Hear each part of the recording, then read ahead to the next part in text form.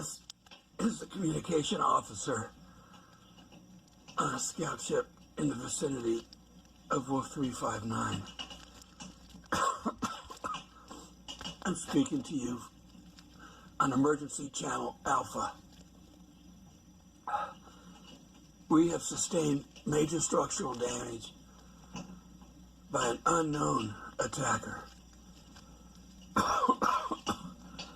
This attacker has moved on and is heading to Federation space. I suggest you prepare your defenses. The energy displayed was off the charts.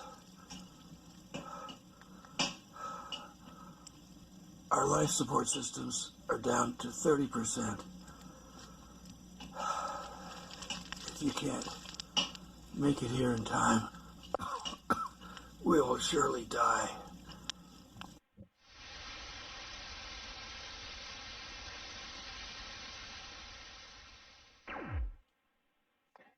So, what you saw in there, you talked a little bit about Sam. I don't know if Sam is on yet, but he'll be on in a minute. He's on.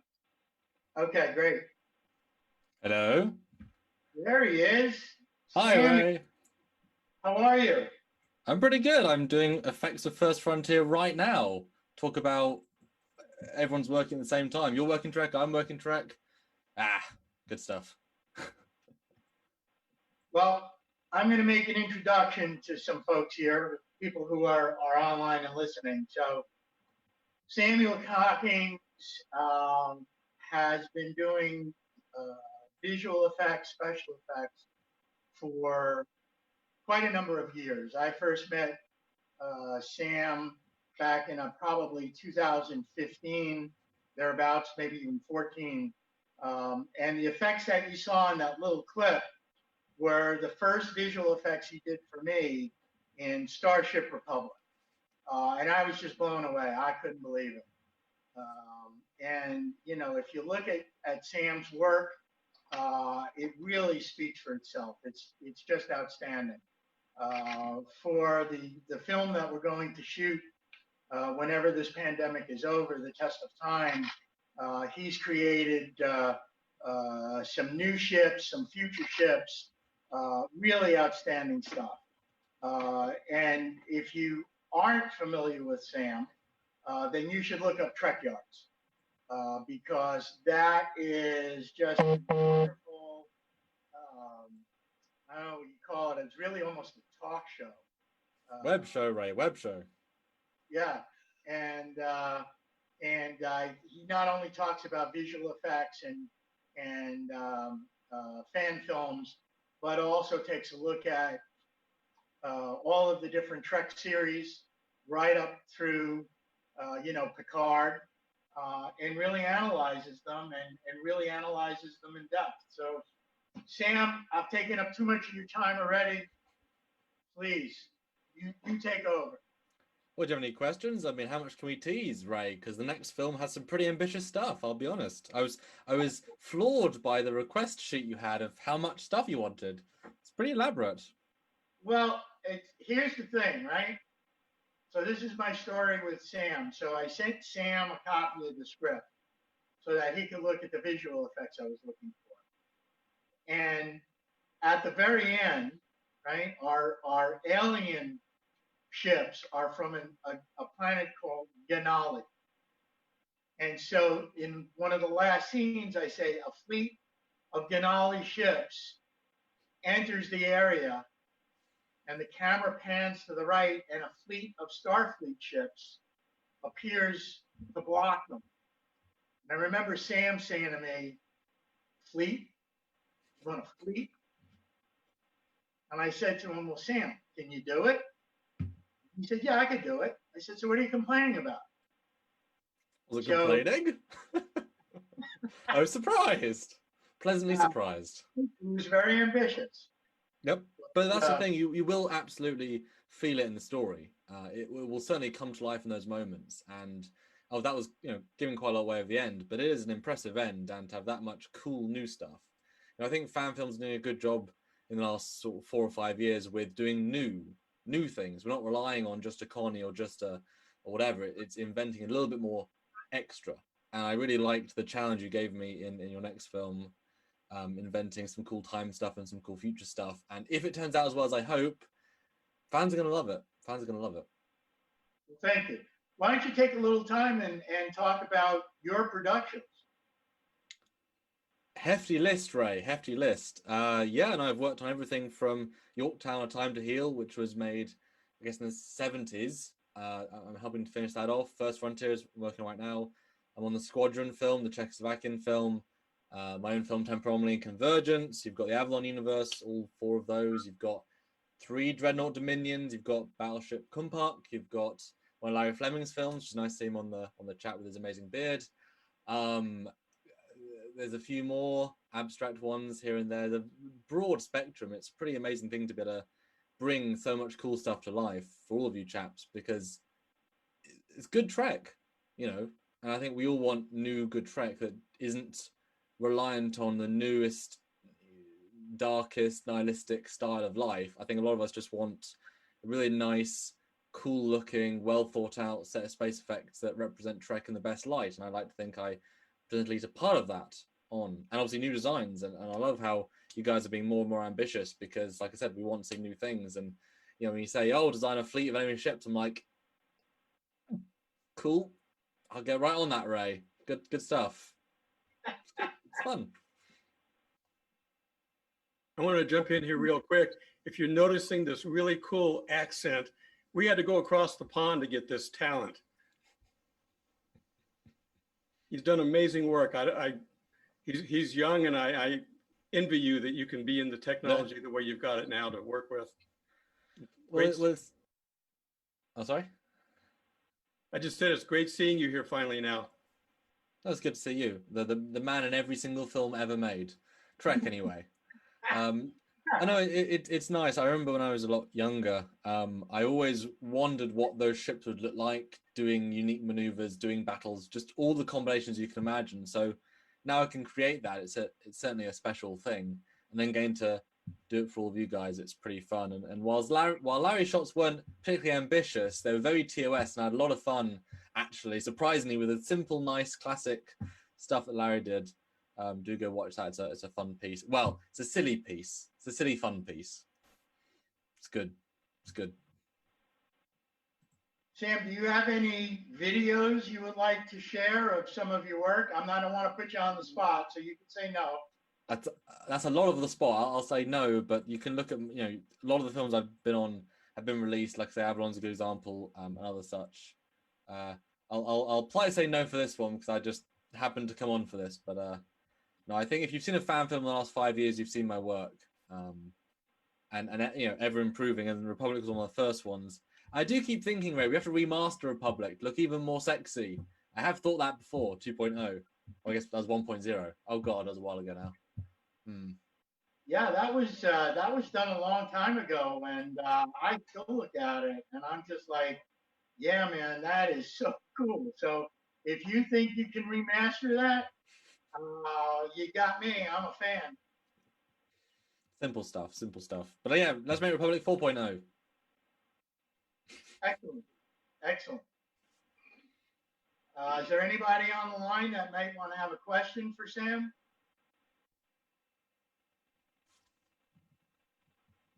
No? I hope that means I wanted to know what software you're using now. I use the same stuff they used in Star Trek's Voyager, Enterprise, Deep Space Nine, Lightwave 3D. You know, I used Blender at the very start, but I knew Lightwave was probably the way to go. And yeah, I use the same stuff they used, which is why I can make stuff that feels about right, because the same rough render engine, just a bit more modern than they used back then. So pretty fun to know I'm making the same stuff that the Legends made. You know, like whatever you think about technology improving, you still can go back and look at Voyager and DSi and think that looks great, because they were artists. You know, they weren't just good CGI creators; they were artists, and that makes a big difference. I've got one question, Sam. Back in the dark ages doing fan films, we had to shoot video of people walking by in a corridor that we could inset into the CGI windows of a starship. Now the CGI is so good, you don't need to do that, and it's all seamless. Is that something that people should be amazed at, but probably don't notice anymore? Well, if you look at feature film, that, you're right, video to window is now fully CGI people moving seamlessly in a fully CGI room, in a fully CGI ship, in a fully CGI scene. In fan films, we can't necessarily go that advanced, but yeah, it's amazing how seamless the technology has improved, but it still uses a lot of the same basic ideas and techniques, and you still want to see the person in the window to give that bit of depth. It's just how you've done that. And nowadays, I did a shot for Starship Intrepid, which is the Scottish fan film series, been going for 15 years now, and we did the same thing. We put the captain in the briefing room, or the captain's ready room. Instead, I took his green screen shot, put him into a scene, put the scene onto a flat 2-dimensional image, put the image inside of the window of the briefing room, and then rendered the window and his image separately to be able to put the image of himself inside of the window. Similar simple techniques, but still darn effective. Question from one of the crew here. How long does it take you to do 30 seconds of a starship flying by? 30 seconds is a lot, actually. Most people tend to go between 3 and 10 seconds. For the birthday one you mentioned, Ray, that was quite a fun one. We had a very long flyby, not to necessarily spoil the end, although it's not necessarily going to come out, but it was a reveal, and it was a very long flyby. 30 seconds is a long time. That probably took, so planet, ship, stars, glows, deflect, I think was a separate pass, 45 hours of rendering. But that was 30 seconds is a long time, actually. Normally you have 3 to 5, and then you end up, like with Squadron, the Czech film, it's a lot of 3 seconds. And you look at, 6 weeks work, and you say, oh, I've only made 53 seconds. Like, yeah, because it's really complicated 53 seconds in little increments of cutaways. So it's very dependent. I mean, a simple flyby is very different to a very elaborate, for First Frontier, I'm doing an asteroid chase, and both the shuttle moving the asteroid, the camera's moving to try and be dynamic, but also each asteroid of the hero ones that are sort of more high detail, they're moving in custom trajectories that flow well with the camera motion. Then you've got the laser beams, you've got laser beam interactive lighting with a hull to create some real flare, and all those layers put on top take, you can take 8 hours to build one sequence if it's really intricate. But then again, you watch those often in films, you think that was really impressive, because yeah, it wasn't just a flyby. So a lot of very variable, but it can be a lot or not a lot. I remember when you worked on Republic for me.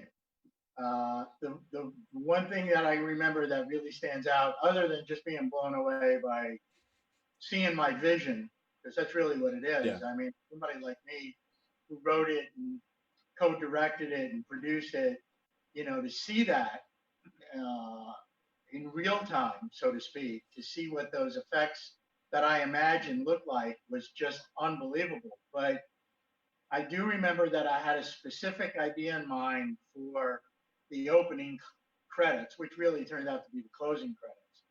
And I had this idea that I wanted the Republic to come in out of warp in the distance and then fly towards the camera and fly past the camera.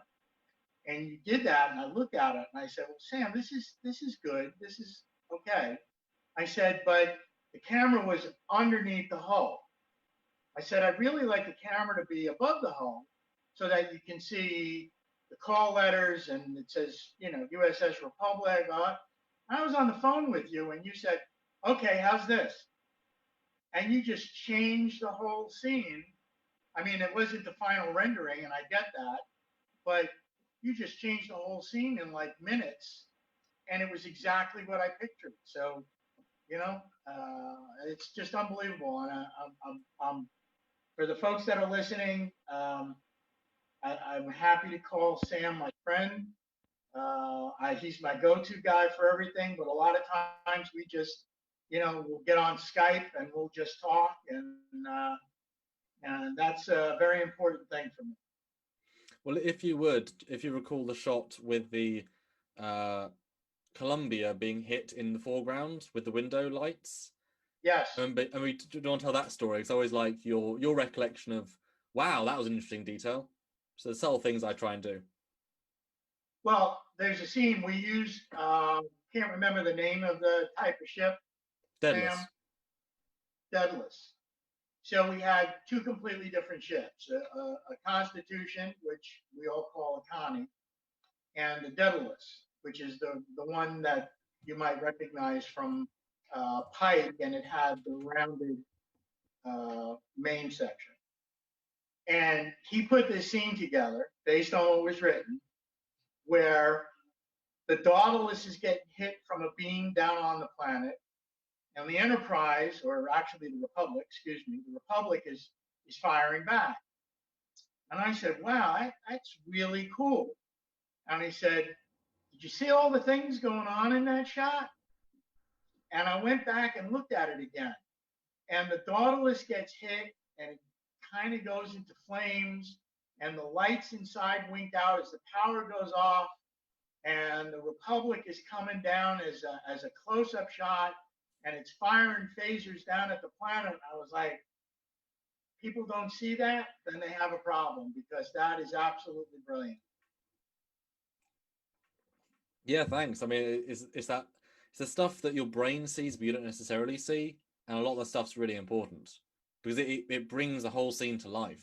It really does. Absolutely, absolutely. But I will tell you, because Sam said he's worked on and working on many projects. From the filmmaker standpoint, which I think is just as important, you can put something in writing. You can say a fleet of Denali ships appears and a fleet of Federation ships stop them in their tracks. Okay, you can say all that, but to see it is a whole different thing. It's almost like your baby. It's almost like your baby's born. And if you get a chance, and maybe go to TREKYARDS, look up Sam's work, take a look at some of the stuff he's done, take a look at the effects in the episodes that he's been involved in, and I think you guys would be just blown away by really the talent that he brings to fan films, my opinion. Well, you're very kind, Ray. And just before I go, I guess, I love the framing of your camera right now. It's amazing. It's a really good angle. You can thank Dan Scanlon for that. Well, thank you, Dan. You're welcome. And I'm running a flyby behind my icon, if you can see it up there. That's the one that he designed for me, a few other scenes as well, but I just really love, I could stare at that for hours. Yeah, thank you. I mean, honestly, the Connie is a timeless design. She really is. And if you can light her with an appropriate amount of like a sexy lighting, I mean, anyone that I guess is young today would say that's an old looking design. It really isn't. It is. I mean, look at our iPhones, look at our smartphones. They are sleek, they are crisp, they are buttonless.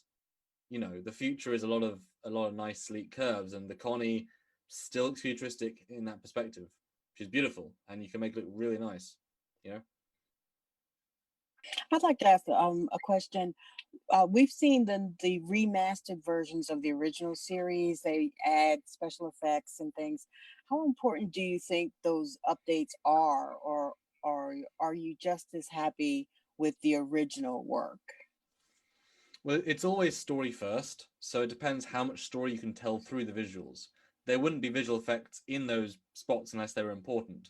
So the originals, they pioneered the effects, but having gone back, they don't look great. You understand why they're great, but they don't look great, and that's fair. But I mean, the D7 model is the most basic painted wood. Fair enough. The remastered effects are at a weird time of CG where they weren't given a ton of money, but expected to do quite a lot. And I don't think they reach a particularly high level, and especially now, I think they age quite poorly. But they try not to be, in a sense, too faithful. I wish the effect, especially in big episodes like Doomsday Machine or Bounce of Terror, they were able to tell more story through the visuals rather than just passively existing as visuals. because they should all complement each other. You know, you shouldn't look at a space effect and say, "Wow." You should look at it and say, "Yes." You know, it should be the story. And so I kind of, you know, I said to my fans on TREKYARDS, I'd love to be able to, you know, spend a week and remaster one of the episodes and kind of see what you could elevate it with, because the storytelling is, and a lot of them is so good, and the script, especially for a lot of TOS, is really excellent. If you can enhance that, I know obviously it might be against a lot of people's vibe of, well, I want to keep it very traditional, but if it enhances the storytelling and the emotions, you know what I mean? I mean, what do you think, Ray? Can you enhance too much? If well, you know what I'm trying to say. What do you think, Ray?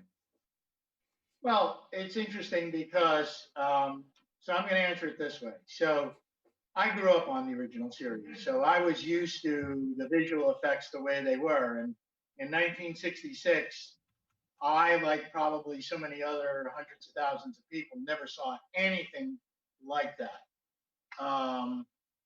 And you just said something, Sam, that never occurred to me.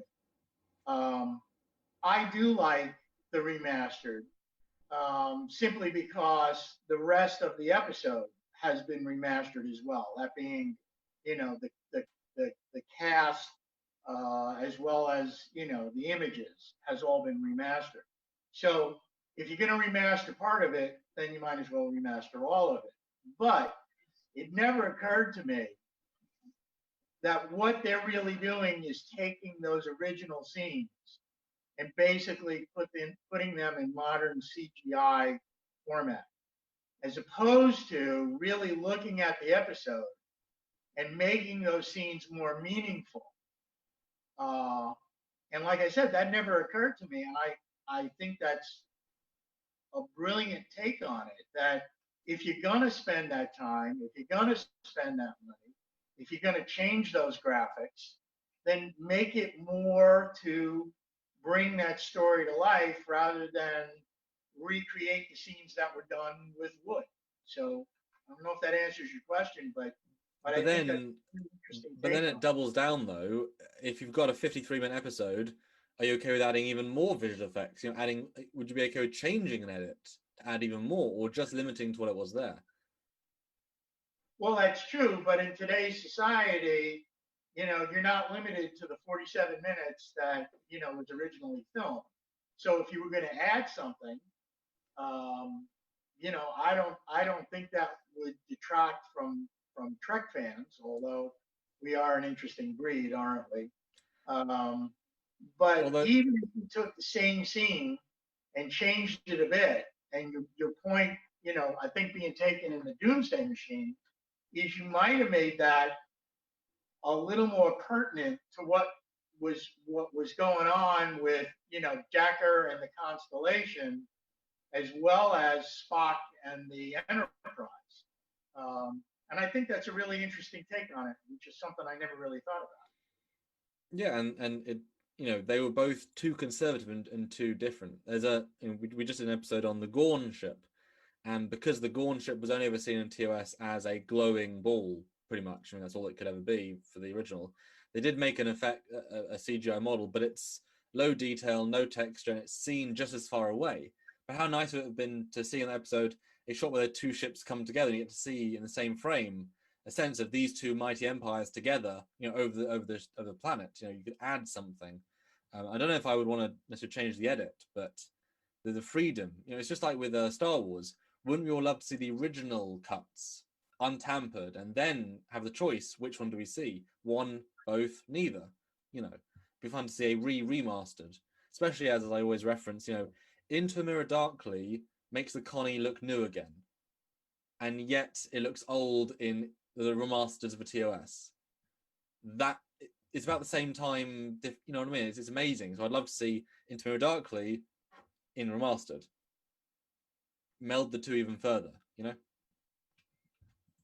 Thank you. And interesting that you picked that particular episode, because it's, at least I think, my favorite, even though it's a two-parter, it's my favorite Enterprise episode, Star Trek Enterprise. And yes, you bring out a really good point about that. Well, Ray, how does it feel to be in the sets of Into a Mirror Darkly right now? You can turn and see the sets. How crazy is that? And, you know, I have no complaint. I have no complaint. And we have to get you here. I know it was in the plans for a while. Things have been put on hold, but Sam, we're getting you here, that's for sure. Good to be there. And actually, Sam has said he's bringing his parents with him because they love Star Trek. They own their own TNG or futuristic uniforms. And I just want to have as much fun here as I can have. Well, it's always seeing the light up in the eyes for the first time on those sets. It is absolutely priceless. It really is. And I've seen that a couple of times myself, and it is priceless. I'm with you. I'm with you. Well, I certainly appreciate you beaming in. And I mean that literally.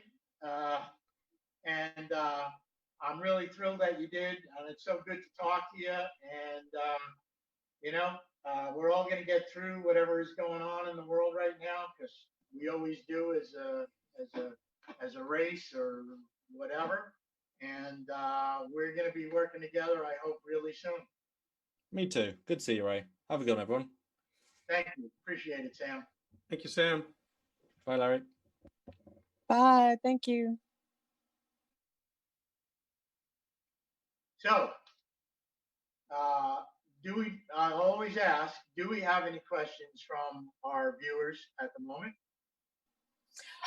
Yes, I'm still here. And yes, I do have a question. So does the Nutrizone own that half of the warehouse, or do you rent it? So there were actually two buildings here. The short answer is the building that we're in, we rent. And I talked early on about, donations just to help us keep the lights on, really. I mean, that's the goal. But we do rent this half of the building. The other half of the building is rented by the egg roll people, but it is rented. And aside from that, really, we have to pay utilities. But, certainly, as I mentioned, we could always use a little support in trying to keep the doors open. But it's the rental. I asked because, you've talked about how hot it is there during the summer and air conditioning and that type of thing. So now I see it would be a landlord type of issue to add air conditioning. That's not something that we could really contribute to, or. Right. So as a comparison, and this is all I can use is as a comparison.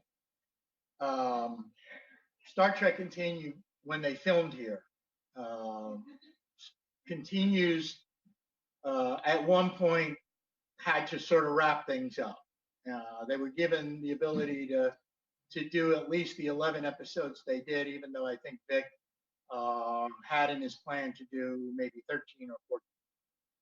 So in order to do that, they had to accelerate their time frame. And they shot one of their episodes in the summer. You can't see it just because the camera's on a gimbal, but there are these plastic packages that are on the ceiling. So in order to shoot in the summer, Vic hired an air conditioning company.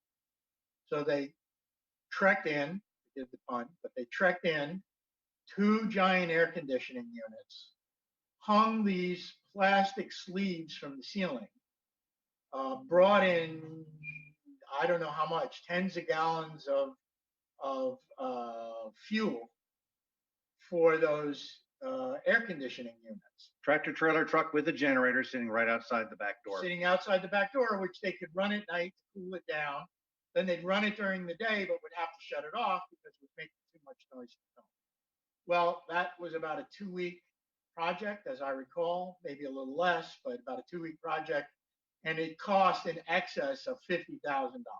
And it was so hot that about halfway through the shoot, Vic and the others said, we're just going to run the darn thing and we'll dub in the voices afterward. Because Vic and all the gang that were there were talented voice actors who did a lot of anime. So they were easy to do ADR on everything. You'll never know the difference. but the AC was running for half that shoot because it was just too darn Yeah. hot. So putting air conditioning in, you can't make that incumbent on the building owner. You can't. That would have to be something that we would have to contract for with permission, with the right, paperwork, if you will, to install something like that. And quite frankly, that is more cost prohibitive than we could really, do at the moment. Okay, thank you. You're welcome. When Nichelle Nichols was here, we did have some small floor units, and we kept her and others cool, as you well remember. But we'd have to shut them off when we shot. Right. Just too noisy. Just too noisy. So, of the folks who are left, do we want to talk about things like favorite episodes? Anybody? Well, sure. You know, when you were talking about the Doomsday Machine, and William Wyndham was in that episode, and he was a fabulous actor who played Decker, and that's one of my favorite episodes of the original series. Of course, I could go on and talk about Star Trek forever, so I'll let somebody else talk. Anyone else? I guess we won't talk about Spock's brain, No, we won't talk about Spock's brain. but my favorite episode was Amok Time. Interesting. So why? Why? The interaction that they had. And you've got good actors on set, and they're reacting so well together. That the adversarial type, captain versus captain. It was just, I really loved it.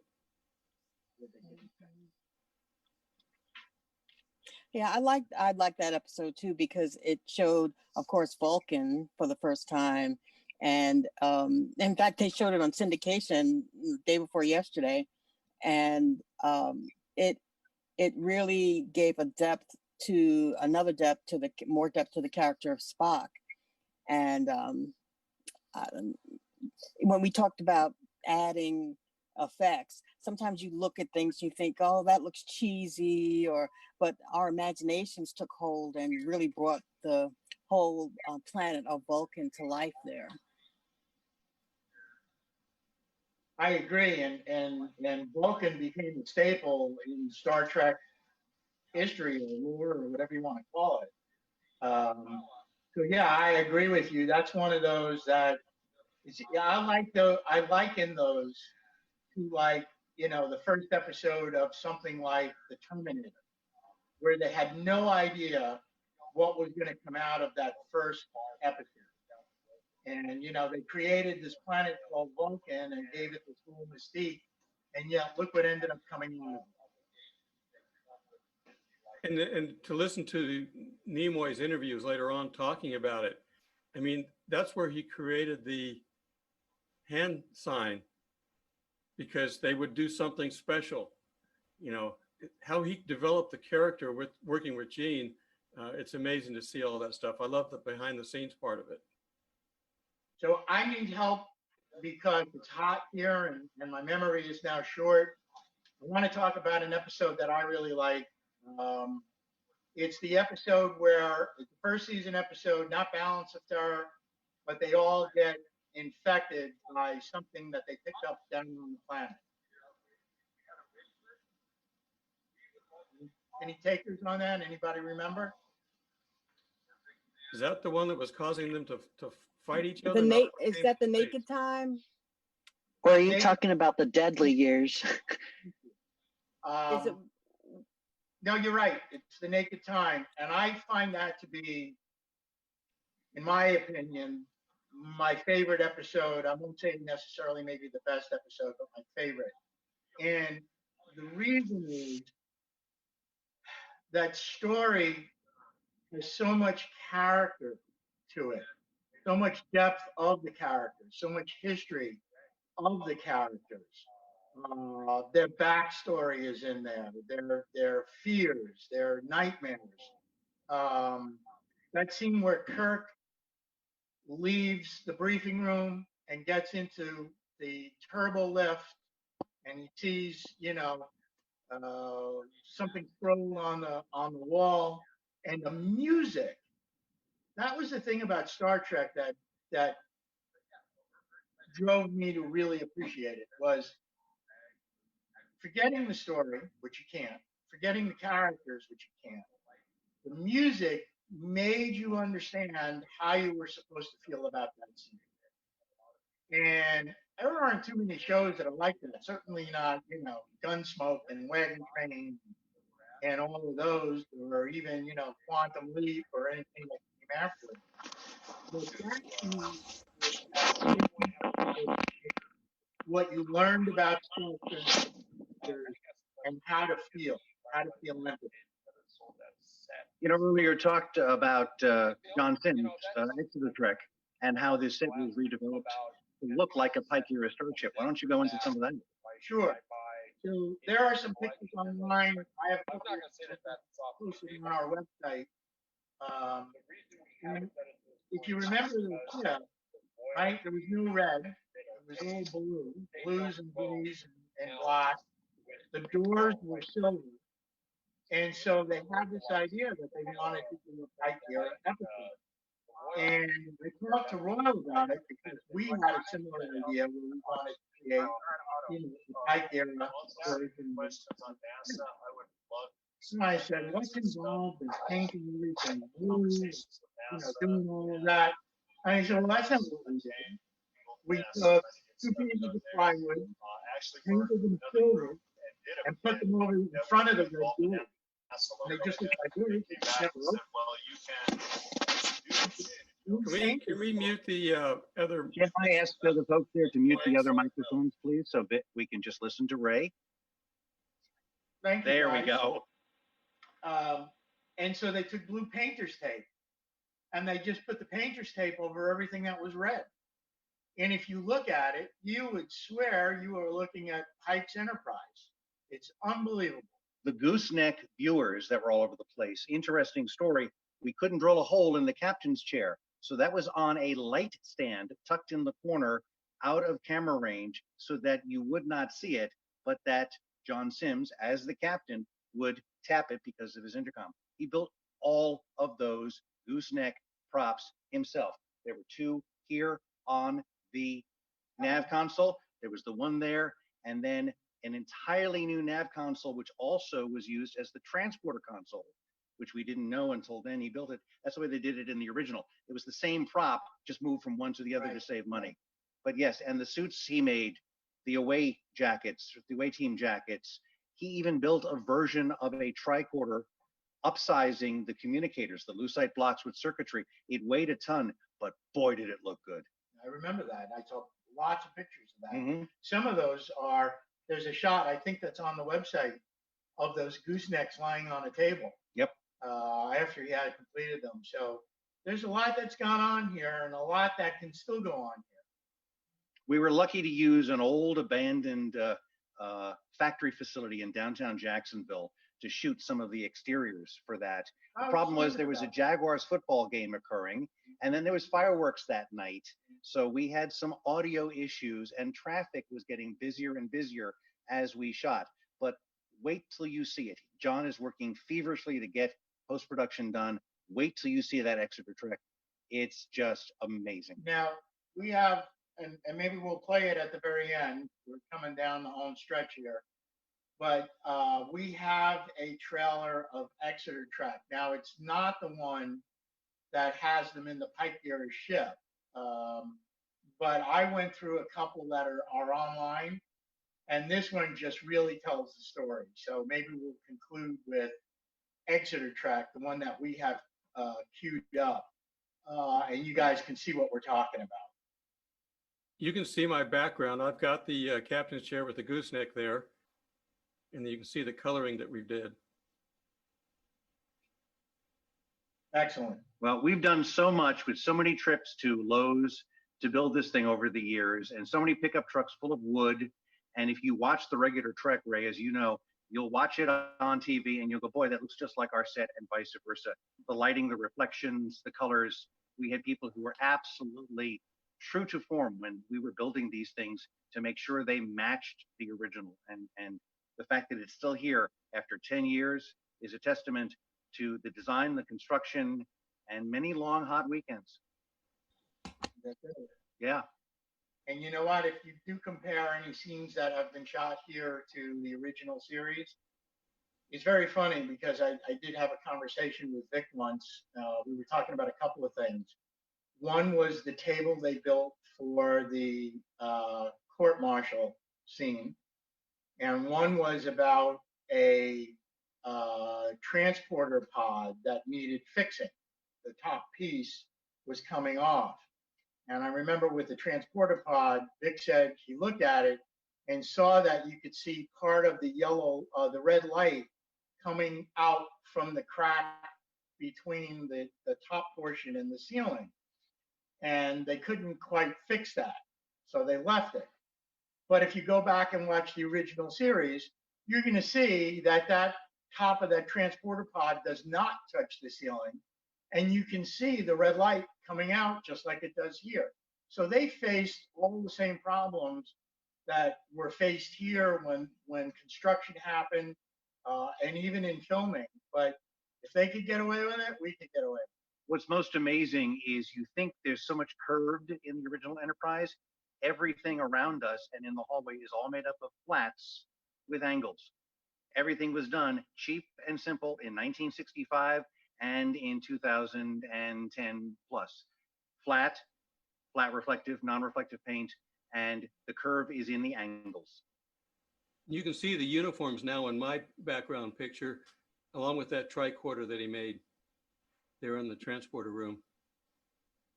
You know, we've had some amazing actors who have been here. I'll never forget when Michael Forrest and Diana Hale, his wife, who played the original Apollo, came here, picked them up at the airport at midnight, took them to Denny's for dinner. The next morning, they're on set. Diana Hale's character dies right behind you. And we all listened to her death scene. I'm stuck on the audio board. I can't see it, but I'm hearing her act, and she was amazing. And then a few days later, Mike Forrest, in his toga, is in the hallway watching the original episode as he's wearing the same costume he wore back in 65, 66. And if you don't realize you're among the greats, that was one of those times.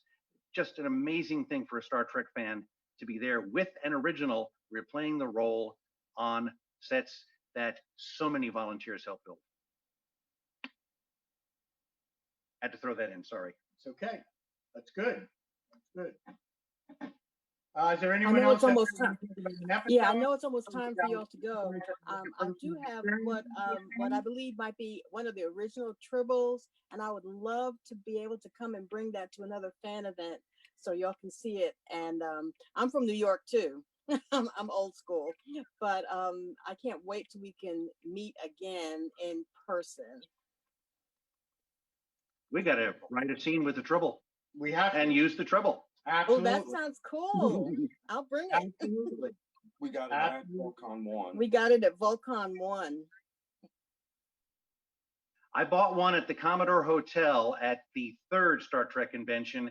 I don't know what happened to it. I wish I still had it.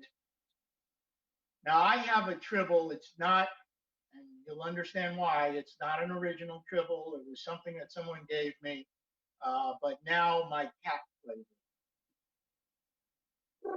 Oh no. Oh yeah, yeah. Which is okay because my cat doesn't really do anything to ruin it. It's just when it ends up in the litter box, it's a problem. So then it's big trouble. Yeah. It's no trouble at all. Well, you know, That would- cats are that could be a low real from trouble with alien tribbles. life anyway. So Does anybody have any other either questions? I always like to open up. I usually call it like, you know, Star Trek fan memories instead of Star Trek memories or movie memories. But if you guys have any encounters with any of the actors or have a story you'd like to tell, we'd certainly like to hear it. If not, unfortunately, I have a lot. Well, I did meet Isaac Asimov at one of the Star Trek conventions and have interviewed him twice. And he's a trip. Did not fly, in case you didn't know. Would only take trains or drive. I did not know. He would not fly. I did not know So, early on, a couple of people were asking if there's anything else in the works for Neutral Zone Studios in terms of either films or what we're doing. So here's something that really hasn't been made public yet. Not that there's any reason, but we were waiting for it to come out. So last year, at one of our weekend events, we had an author here. His name is Jack McDivitt. And Jack is a very prolific author, a book, a real novelist. And has written a bunch of science fiction work. And he came here and we gave him a table. Oh, Dan's got one of his books here. Jack McDivitt. This is Starhawk. So this is one of Jack's novels. So Jack came here to the show and we gave him a table and he brought some books and he had a lot of fans show up and really autographed a lot of books that he had for those folks. And when he was done, he actually got in touch really with me and Dan. And he said he wanted to write not a story about Star Trek, but a story that would involve the neutral zone. And he quizzed me up and down about Star Trek because he really didn't know Star Trek. And he asked me about ships that were used and ships that weren't used and just a lot of nomenclature and all that. And some short amount of months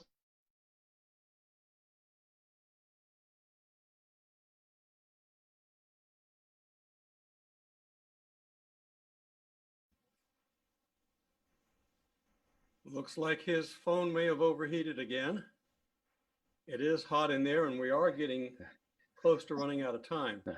Mission Control, Well, we that have was a problem. good story. That was a good story he was doing. He was relating. So there's now we'll a- never get to know what that new news was. There's a project in the works, basically. They're working on the writing now. There's a lot of stories that they want to tell on the set. But right now, normally we would be closed during the summertime. The only reason they're in there is for this event today. I've worked in there in the heat and you can't film very long. And are we out of time? I guess he dropped off totally. This fall, I would expect things to open back up again. I know that their plan was at some point in time to look at maybe moving the set to someplace else. Some of the places that they looked at, like Orlando, would be good as a draw to get people in. Kingsland is a beautiful place, but it doesn't have the touristy feel that Orlando would do, and there'd be a lot more people down there. Don't know how far they're going to get with that. They were still working out the details, and then all this happened. So we don't know where we're going now.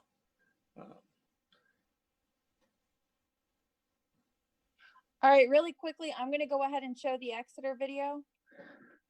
The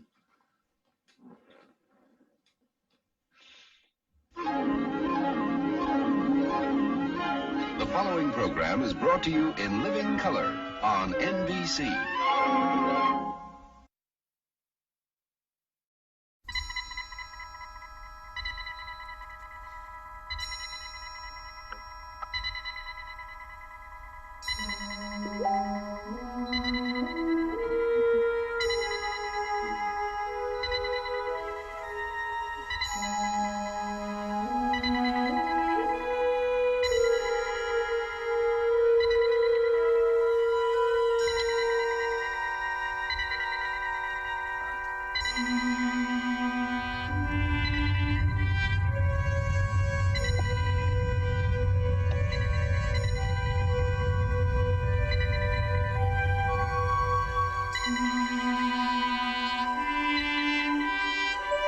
Is that Exeter truck? Yeah, is it?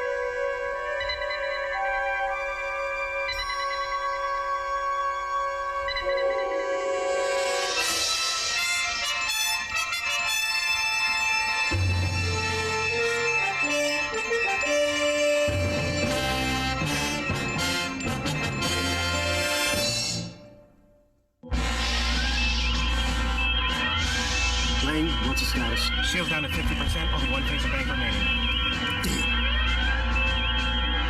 Coming around for another pass, sir. They're firing now. Brace for impact.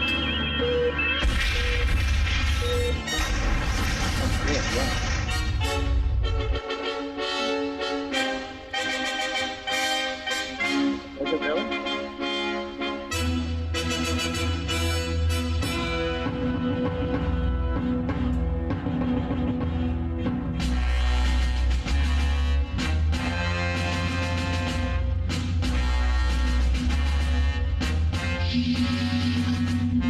I can't believe they made that man captain.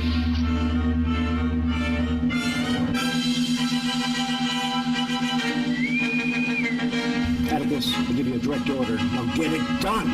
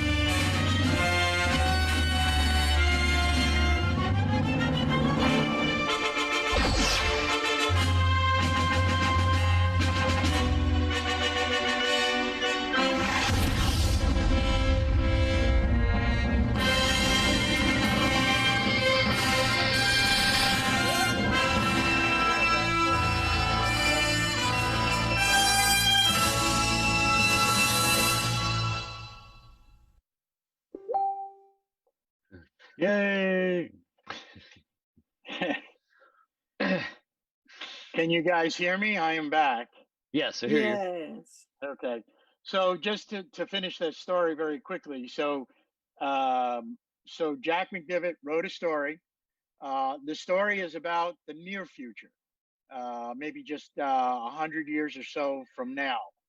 And his story or his tale tells the story where humanity has not evolved into what Star Trek pictured. There was no faster than light drive, no transporters, no flying cars, nothing like that. And one day they're doing some excavation work and they find a disc, not a CD or a DVD, but a futuristic disc. And they put that in one of their players and it turns out to be Star Trek. And they think that they have found the long lost episodes of Star Trek, when in reality, it turns out to be something called a fan film that was filmed in a place called Kingsland, Georgia. And his story talks about how that changes the course of their discovery and brings them back to think about warp drive and space travel and going to other worlds. It's a very interesting story, very well written. It's going to actually appear online in, I believe, Asimov magazine in November. It's been pushed back a couple of months, but as soon as that's actually released, I'll post lots of releases on that. But that, talking about things going on, I think that's a big one. I think that's a big one and deserves some note. Sounds like Super fun. cool. Super cool. Cool. So I think we're kind of at the end of our I don't know what we have had today, but I think it's been a lot of fun and hope you guys enjoyed it. And there's a lot more to follow, if I'm not mistaken. There's a few more things going on, including Larry Nemeshek, who's going to do trivia at about 8 o'clock. Thank you guys for being here and being a part of this and contributed. And, we hope to be up and running soon and have you guys back here or here for the first time. Thank you so much. Thank you. Thank you so much. And thank you for braving the heat to be in that studio at this time. Yeah. That was Thank great. you guys. Fabulous. Thanks. So who's doing the filming? It's actually been Dan has been doing all the filming, Oh, okay. and he has been walking around Johnny on the spot. Awesome. Ashley, And do we please have thank something? everybody who volunteered to do the background and everybody who worked there today. It was super I fun. sure will. I sure will. Thanks a lot. Wasn't quite sure how it was going to come together. You know, technical problems notwithstanding, I think things went really well. Something to think about is this was sort of a trial run for us as well. And we are going to be doing something called Neutral Zone at Home or something like that. Like most people are doing. I'm going to play Jimmy Kimmel. And we're going to invite people that have been a part of filming, a part of the studio, guests that have been appearing here, and we're going to try to do something, you know, like a once a week thing, and just try to bring people that you guys would like to see. So be on the lookout for that as well. Yeah, I Sounds like the idea of fantastic. doing a live stream. It was a good idea. Yeah. Yeah, I wish this was my idea, but it wasn't. But I'm stealing it. All right. Bye, Thanks, everybody. guys. Okay. Bye. Bye-bye. Bye. Thanks, Ed. Take care. Bye, everybody. Felt like I was back Bye, home watching Larry. that set. There you go. Thanks.